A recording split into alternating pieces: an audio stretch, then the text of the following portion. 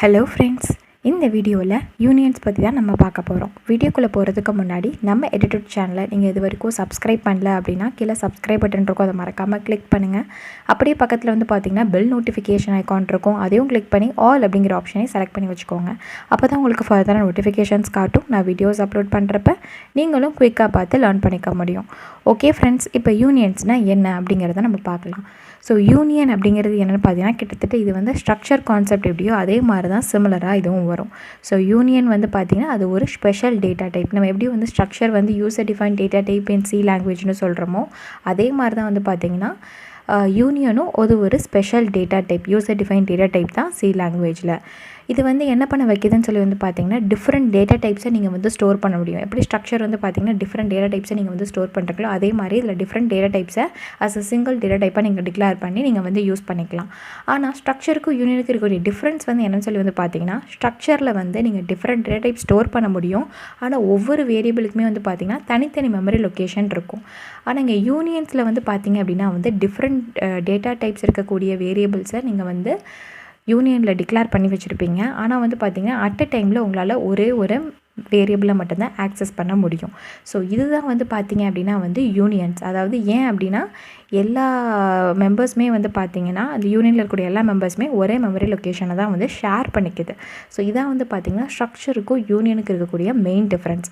So structure வந்து பார்த்திங்கன்னா அது வந்து user define data type in C language தான். அதே தான் யூனியனும், அது ஒரு user define data type in C language. ஸ்ட்ரக்சரில் செகண்ட் பாயிண்ட் நம்ம என்ன சொல்லிக்கலாம்னா, இது டிஃப்ரெண்ட் டேட்டா டைப்ஸை வந்து ஸ்டோர் பண்ணுது அப்படின்னு சொல்லலாம். ஸோ அதே மாதிரி தான் யூனியனும் டிஃப்ரெண்ட் டேட்டா டைப்ஸை வந்து பார்த்திங்கன்னா ஸ்டோர் பண்ணுறதுக்கு ஹெல்ப் பண்ணுது. ஸ்ட்ரக்சரில் வந்து பார்த்திங்கன்னா ஒவ்வொரு அந்த ஸ்ட்ரக்சரில் இருக்கக்கூடிய மெம்பரும் வந்து பார்த்திங்கன்னா ஒவ்வொரு மெமரி லொக்கேஷன் தனித்தனியாக எடுத்துக்கும். யூனியனில் வந்து பார்த்திங்கன்னா வந்து எல்லா மெம்பர்ஸ் ஆஃப் த யூனியனுமே வந்து பார்த்திங்கன்னா ஒரே மெமரி லொக்கேஷனை தான் ஷேர் பண்ணுது. இதான் வந்து டிஃப்ரென்ஸ். ஸோ இதனால் என்ன பெனிஃபிட் அப்படின்னு சொல்லி வந்து பார்த்திங்கன்னா, ஒரே மெமரி லொக்கேஷன் அப்படின்னா எப்படின்னா வந்து அங்கே இருக்கக்கூடிய மெம்பர்ஸில் எதுக்கு வந்து மேக்ஸிமம் சைஸ் இருக்கோ அதை தான் வந்து பார்த்திங்கன்னா அந்த யூனியனோட சைஸை வந்து அது வந்து எடுத்துக்கும். சப்போஸ் இப்போ கேரக்டர் நீங்கள் டிஃபைன் பண்ணியிருக்கீங்க யூனியனில், அதே மாதிரி இன்டீஜரும் இருக்குது அப்படின்னா அப்போ இன்டீஜரோட மேக்ஸிமம் சைஸை தான் அந்த யூனியன் சைஸை அது எடுத்துக்கும். ஆனால் அட் அ டைமில் வந்து பார்த்திங்கன்னா உங்களால் ஒரே ஒரு வேரியபிளை மட்டும் தான் ஆக்சஸ் பண்ண முடியும். அதுதான் வந்து என்னென்னா செகண்ட் பாயிண்ட்டாக உங்களுக்கு நான் சொல்லியிருக்கேன். யூனியனில் நீங்கள் எத்தனை மெம்பர்ஸ் நீங்கள் டிஃபைன் பண்ணியிருந்தாலும் அது எல்லாத்துக்குமே ஒரே காமன் மெமரி லொக்கேஷன் தான். அப்படிங்கிறப்ப அட் அ டைமில் வந்து பார்த்திங்கன்னா உங்களால் ஒரே ஒரு மெமரி வேரியபிளை மட்டும்தான் ஆக்சஸ் பண்ண முடியும். நீங்கள் வந்து நிறையாவது ஆக்சஸ் பண்ண நினச்சிங்கன்னா உங்களுக்கு அவுட்புட் வந்து தப்பாக தான் வரும். ஏன்னா எல்லாமே வந்து ஒரே இடத்துல ஸ்டோர் ஆகிறதுனால சம் மிஸ்மேட்சஸ் வந்து ஏற்பட்டு கன்ஃபியூஸ் ஆயிரும் கம்பைலர். ஸோ அதனால் அட் அ டைமில் ஒரு வேரியபிள் ஆக்சஸ் பண்ணுற மாதிரி நீங்கள் கோட் எழுதுனீங்கன்னா அப்போ உங்களுக்கு யூனியன் வந்து பார்த்திங்கன்னா பர்ஃபெக்டாக ஒர்க் ஆகும். ஸோ யூனியன்ஸ் வந்து பார்த்திங்க அப்படின்னா வந்து எப்போ எஃபிஷியண்ட்டாக வந்து எதில் இருக்குதுன்னு பார்த்தீங்கன்னா மெமரி லொக்கேஷனை வந்து எஃபிஷியண்ட்டாக யூஸ் பண்ணுறதுல வந்து பார்த்திங்கன்னா அது பெட்டராக வந்து பார்த்திங்கன்னா இருக்குது. ஸோ நீங்கள் அந்த மாதிரி நேரத்தில் எஃபிஷியண்ட்டான மெமரி யூசேஜ் வேணும், மெமரி லொக்கேஷன் யூசேஜ் வேணும்னா அப்போ நீங்கள் யூனியன்ஸ் வந்து ப்ரிஃபர் பண்ணலாம். ஓகே, இப்போ யூனியன்ஸ் வந்து எப்படி டிஃபைன் பண்ணுறது அப்படிங்கிறதையும் பார்ப்போம். ஸ்ட்ரக்சர் நம்ம எப்படி டிஃபைன் பண்ணுறது பார்த்தோமோ கிட்டத்தட்ட அதே சின்டாக்ஸ் தான் வந்து பார்த்திங்கன்னா யூனியனுக்கும். சில கீவேர்ட்ஸ் மட்டும் மாறும், அவ்வளோதான். ஸ்ட்ரக்சருக்கு நம்ம என்ன பண்ணியிருப்போம்னா இந்த இடத்துல ஸ்ட்ரக்ட் அப்படிங்கிற கீவேர்டு வந்து யூஸ் பண்ணியிருப்போம். யூனியனில் வந்து பார்த்திங்கன்னா யூனியன் அப்படிங்கிற அந்த கீவேர்டு வந்து நீங்கள் வந்து யூஸ் பண்ண போகிறீங்க. அதுக்கப்புறமாட்டி வந்து பார்த்திங்கன்னா இந்த இடத்துல வந்து நம்ம ஸ்ட்ரக்சரோட டேக் வந்து இங்கே கொடுத்துருப்போம். இங்கே வந்து பார்த்திங்கன்னா யூனியன் டேக் நீங்கள் கொடுக்க போகிறீங்க. ஸோ டேக்னா என்னென்னா வந்து ஒரு நேம். ஸோ இந்த ஸ்ட்ரக்சர் இந்த யூனியன் இருக்கு இல்லையா, இந்த யூனியனுக்கு ஒரு நான் நேம் நான் கொடுக்குறேன் அந்த மாதிரி. ஸோ ஸ்ட்ரக்ட்டுங்கிற கீவேர்ட் கொடுத்துருந்தோம், அந்த மாதிரி இங்கே யூனியனுங்கிற கீவேர்ட், ஸ்ட்ரக்சருக்கு ஒரு டேக் கொடுத்துருந்தோம், அதே மாதிரி இங்கே யூனியனுக்கு ஒரு டேகு. அப்புறம் within a set of curly பிரேசஸில் வந்து பார்த்திங்கன்னா நம்ம நிறைய மெம்பர்ஸ் வந்து டிஃபைன் பண்ணியிருப்போம். ஸோ மெம்பர் டெஃபினிஷன் அப்படிங்கிறது என்னென்னா வந்து ஒவ்வொரு வேரியபிள் டிக்ளரேஷன் தான் வந்து பார்த்திங்கன்னா நம்ம வந்து மெம்பர் டெஃபினிஷன் அப்படின்னு சொல்லி கொடுத்துருக்கோம். இந்த யூனியனில் என்னென்ன மெம்பர்ஸ்னால் நீங்கள் என்னென்ன வேரியபிள்ஸ் எல்லாம் கொடுக்குறீங்களோ அது எல்லாமே இந்த யூனியனோட மெம்பராக வந்து டிக்ளேர் பண்ணிக்கும். ஓகே, அதுக்கப்புறமாட்டிக்கு வந்து பார்த்திங்கன்னா இந்த இடத்துல வந்து செமிகோலன் வச்சு நம்ம வந்து யூனியனை வந்து டெர்மினேட் பண்ணுவோம். ஸ்ட்ரக்சரில் எப்படி பண்ணுவோமோ அதே மாதிரி தான் இந்த க்ளோசிங் கர்லிங் பிரேஸ் இருக்கு இல்லையா, அதுக்கும் இந்த செமிகோலனுக்கும் நடுவில் வந்து பார்த்திங்கன்னா நீங்கள் ஒன் ஆர் மோர் யூனியன் வேரியபிள்ஸ் வந்து பார்த்திங்கன்னா டிக்ளேர் பண்ணிக்க முடியும். எப்படி ஸ்ட்ரக்சரில் நான் சொன்னேன் இல்லையா, கிட்டத்தட்ட அதே மாதிரி தான்.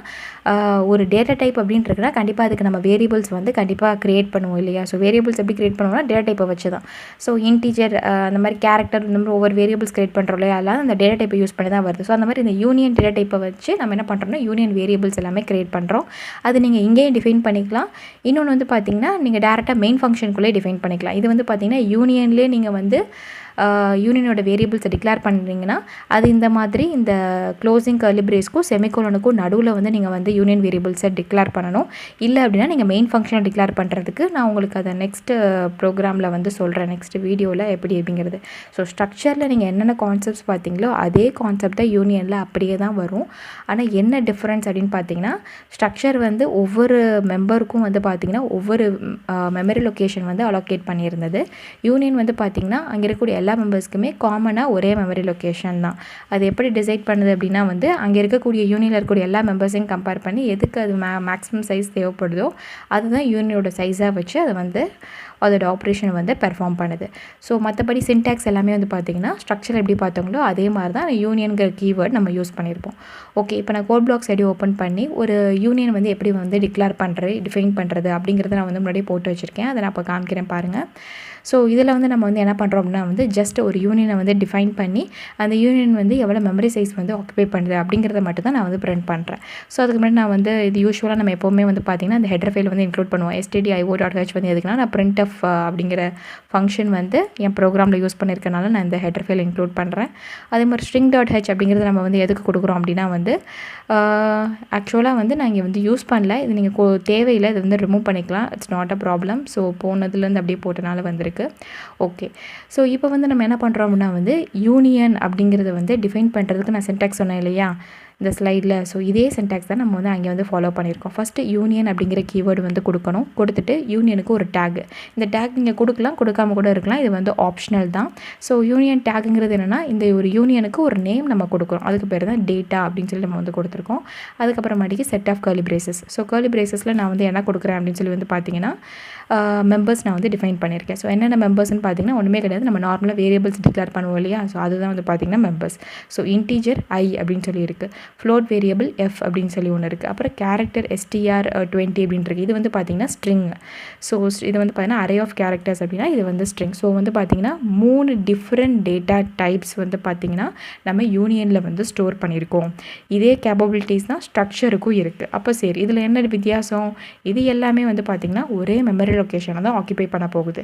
ஓகே, இப்போ இதோட மெமரி சைஸ் வந்து என்ன அப்படிங்கிறத நம்ம பார்க்குறது தான் நான் மெயின் ஃபங்க்ஷனில் கோட் எழுதியிருக்கேன். என்ன பண்ணியிருக்கேன்னா ஒன்றுமே இல்லை, இந்த யூனியன் வந்து நம்ம வந்து இங்கே டிஃபைன் பண்ணியிருக்கோம் இல்லையா, இந்த யூனியனுக்கு நான் ஒரு வேரியபிள் வந்து பார்த்திங்கன்னா நான் வந்து க்ரியேட் பண்ணுறேன். ஸோ அதுக்கு என்ன பண்ணுவோம் அப்படின்னா யூனியன் அப்படிங்கிற அந்த கீவேர்ட் கொடுத்துட்டு இந்த யூனியனோட டேக் வந்து பார்த்திங்கன்னா டேட்டா. ஸோ அதனால் யூனியன் அந்த டேக் நேம் நான் கொடுத்துட்டு என்ன பண்ணுறேன்னா இதான் வந்து டேட்டா டைப். ஸோ வேரியபிள் நான் இனிமேல் தான் டிஃபைன் பண்ண போகிறேன்.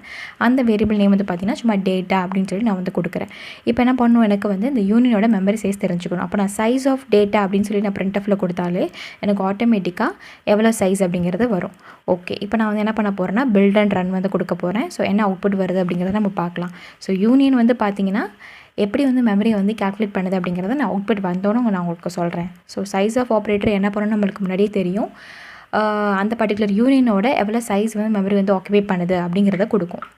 ஸோ இப்போ வந்து பார்த்திங்கன்னா memory size occupied with data வந்து 20 அப்படின்னு காட்டுது. எப்படி அப்படின்னு சொல்லி வந்து பார்த்திங்கன்னா சைஸ் ஆஃப் டேட்டா நம்ம கொடுத்துருக்கோமா, ஸோ டேட்டா அப்படிங்கிறப்ப இது வந்து ஒரு யூனியனோட டேட்டா டைப் அப்படின்னு அதுக்கு தெரிஞ்சிருச்சு. ஸோ இப்போ யூனியனுக்கு போகும். ஸோ இன்டீஜருக்கு வந்து பார்த்திங்கன்னா 4 பைட்ஸ் வந்து தேவைப்படும், ஃப்ளோட்டுக்கு வந்து பார்த்திங்கன்னா 4 பைட்ஸ் வந்து தேவைப்படும், கேரக்டருக்கு வந்து பார்த்திங்கன்னா யூஸ்வலாக 1 பைட். ஆனால் இங்கே நம்ம என்ன பண்ணியிருக்கோம், ஸ்ட்ரிங் யூஸ் பண்ணியிருக்கோம். ஸோ ஸ்ட்ரிங் அதுவும் எத்தனை அரே ஆஃப் கேரக்டர்ஸ் வந்து பார்த்திங்கன்னா 20. ஸோ 20 கேரக்டர்ஸ் அப்படின்னா ஒவ்வொன்றுக்கும் வந்து பார்த்திங்கன்னா ஒவ்வொரு பைட்டு. ஸோ 20 கேரக்டர்ஸ்னால் 20 பைட்ஸ். ஸோ அப்போ இன்டீஜருக்கு ஒரு 4 பைட்ஸ், ஃப்ளோட்டுக்கு ஒரு 4 பைட்ஸ், இந்த ஸ்ட்ரிங்குக்கு வந்து பார்த்திங்கன்னா 20 பைட்ஸ் தேவைப்படுது. ஆனால் இப்போ யூனியனில் வந்து எனக்கு என்ன பண்ணும் அப்படின்னா வந்து எல்லாமே வந்து பார்த்திங்கன்னா ஒரே மெமரி லொக்கேஷனை தான் ஆக்சஸ் பண்ண போகுது. அப்படிங்கிறதுனால இதோட சைஸ் வந்து பார்த்திங்கன்னா இந்த மேக்ஸிமம் என்ன இருக்குன்னு பாருங்கள், 4 4 20 தான் மேக்ஸிமம். ஸோ யூனியனோட சைஸ் வந்து பார்த்திங்கன்னா 20 அப்படின்னு சொல்லிட்டு அதோட சைஸை வந்து பார்த்திங்கன்னா டிஃபைன் பண்ணி வச்சுக்கும். ஸோ அப்போ என்ன ஆகும்னு சொல்லி வந்து பார்த்திங்கன்னா இந்த 20 அப்படிங்கிற ஸ்பேஸ்க்குள்ளே வந்து பார்த்திங்கன்னா இந்த ஃப்ளோட்டு இன்டீஜர் எல்லாமே வந்து பார்த்திங்கன்னா ஆக்சஸ் பண்ணிக்கும். ஸோ இதுக்கு தனித்தனியாக வந்து பார்த்திங்கன்னா மெமரி ஸ்பேஸ் வந்து நம்ம அலோகேட் பண்ணணும் அப்படின்னு அவசியம் இல்லை. ஆட்டோமேட்டிக்காக வந்து பார்த்திங்கன்னா அதுவாகவே வந்து மெமரியை வந்து எஃபிஷியண்ட்டாக வந்து யூஸ் பண்ணிக்கும். அதுக்கு தான் வந்து பார்த்திங்கன்னா நம்ம யூனியன் போகிறோம். சப்போஸ் நீங்கள் ஸ்ட்ரக்சர் அந்த இடத்துல யூஸ் பண்ணியிருந்தீங்கன்னு வச்சுக்கோங்களே, நான் உங்களுக்கு இதை சேஞ்ச் பண்ணி காட்டுறேன். இதை க்ளோஸ் பண்ணிவிட்டு யூனியன் இருக்கிற இடத்துல நம்ம வந்து என்ன பண்ண போகிறோன்னா ஸ்ட்ரக்ட் அப்படிங்கிற கீவேர்டை நான் வந்து மாற்றுறேன். இங்கேயும் நம்ம வந்து மாற்றிக்கலாம். ஸோ இப்போ நான் ஸ்ட்ரக்ட்னு சொல்லி மாற்றிட்டு மறுபடியும் நான் பில்ட் அண்ட் ரன் கொடுக்குறேன். ஸோ இப்போ வந்து எப்படி வந்து memory size occupied by the data அப்படின்னு சொல்லி வருதுன்னு பார்த்தீங்கன்னா 28 அப்படின்னு வருது. ஸோ எப்படி கால்குலேட் ஆகி வருதுன்னு உங்களுக்கு புரியுதா? எப்படின்னு பார்த்தீங்கன்னா நான் ஸ்ட்ரக்சர்னு சொல்லி மாற்றினோன்னே ஒவ்வொன்றுக்கும் வந்து பார்த்திங்கன்னா தனித்தனியாக மெமரி அலோகேட் பண்ணிக்குது. ஸோ இன்டிஜருக்கு வந்து பார்த்திங்கன்னா 4 bytes, ஃப்ளோட்டுக்கு வந்து பார்த்திங்கன்னா 4 bytes, இந்த கேரக்டர் ஸ்ட்ரிங் சொல்கிறேன் இல்லையா, ஸோ இதுக்கு வந்து பார்த்திங்கன்னா 20 bytes. ஸோ ஆக மொத்தம் வந்து பார்த்திங்கன்னா 4 + 4 + 20 = 28 bytes. ஸோ அதனால தான் memory size occupied by data வந்து எவ்வளோ வருதுன்னா 28 bytesன்னு சொல்லி வருது. ஸோ ஸ்ட்ரக்சருக்கும் யூனியனுக்கும் இருக்கிற டிஃப்ரென்ஸ் இப்போ உங்களுக்கு நல்லா புரிஞ்சிருக்கும்னு நினைக்கிறேன். ஸோ ஸ்ட்ரக்சர் யூஸ் பண்ணுறப்ப வந்து பார்த்திங்கன்னா 28 bytes வருது அப்படின்னா ஒவ்வொரு மெம்பருக்குமே வந்து பார்த்திங்கன்னா தனித்தனியாக மெமரி அலோகேட் பண்ணுது. யூனியன் வந்து என்ன பண்ணுதுன்னா எல்லாமே சேம் மெமரி லொக்கேஷனை யூஸ் பண்ணுது, மெமரி எஃபிஷியண்ட்டாக யூஸ் பண்ணுது. அதுதான் வந்து பார்த்திங்கன்னா யூனியனோட அட்வான்டேஜ். ஓகே ஃப்ரெண்ட்ஸ், இந்த வீடியோவில் வந்து பார்த்திங்கன்னா யூனியன்னா என்ன, அது எப்படி டிஃபைன் பண்ணுறது அப்படிங்கிறது சின்டாக்ஸ் எல்லாமே நம்ம பார்த்தோம் வித் எக்ஸாம்பிளோட. அதே மாதிரி ஸ்ட்ரக்சர் அண்ட் யூனியனோட டிஃப்ரென்ஸ் எல்லாமே உங்களுக்கு நல்லாவே புரிஞ்சிருக்கும்னு நினைக்கிறேன். நெக்ஸ்ட் வீடியோவில் வந்து பார்த்திங்கன்னா யூனியன் மெம்பர்ஸ் எப்படி ஆக்சஸ் பண்ணுறது அப்படிங்கிறத பற்றி நான் உங்களுக்கு சொல்லித்தர போகிறேன். ஸோ நீங்கள் அந்த வீடியோவை பார்க்குறதுக்கு முன்னாடி நம்ம சேனல் இது வரைக்கும் சப்ஸ்கிரைப் பண்ணலாம், சப்ஸ்கிரைப் பண்ணுங்கள். உங்கள் ஃப்ரெண்ட்ஸ்க்கும் மறக்காமல் ஷேர் பண்ணி சப்போர்ட் பண்ணுங்கள் ஃப்ரெண்ட்ஸ். தேங்க்யூ.